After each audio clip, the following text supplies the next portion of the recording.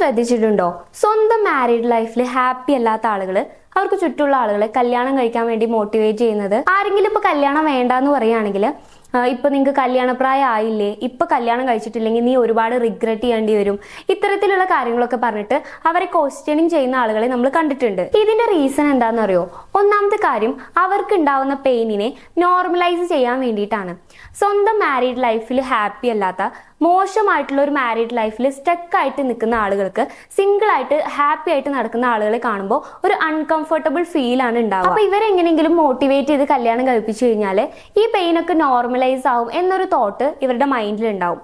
പിന്നെ ഒരു കാര്യം, ഇവർക്ക് കല്യാണം എന്ന് പറയുന്നത് ഒരു ചോയ്സ് ആണെന്ന് ആക്സെപ്റ്റ് ചെയ്യാൻ ഭയങ്കര ബുദ്ധിമുട്ടായിരിക്കും. അതിന്റെ റീസൺ, ഇവർക്കൊരു റിഗ്രറ്റ് ഉണ്ടായിരിക്കും.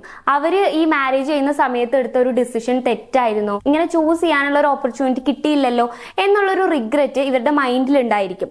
സോ അതുകൊണ്ട് ഇവർക്ക് സ്വന്തം ലൈഫിൽ ക്വസ്റ്റ്യനിങ് ചെയ്യാൻ പറ്റാത്തത് കൊണ്ട് ബാക്കിയുള്ളവരുടെ ലൈഫിൽ കയറിയിട്ട് ക്വസ്റ്റ്യനിങ് ചെയ്യാനുള്ള ഒരു ടെൻഡൻസി ഭയങ്കര കൂടുതലായിരിക്കും. അപ്പൊ ഇത്തരത്തിലുള്ള ആളുകൾ നിങ്ങൾക്ക് ചുറ്റും ഉണ്ടെങ്കിൽ മാക്സിമം അവരിൽ നിന്നും ഡിസ്റ്റൻസ് കീപ്പ് ചെയ്ത് നിന്നോളൂ.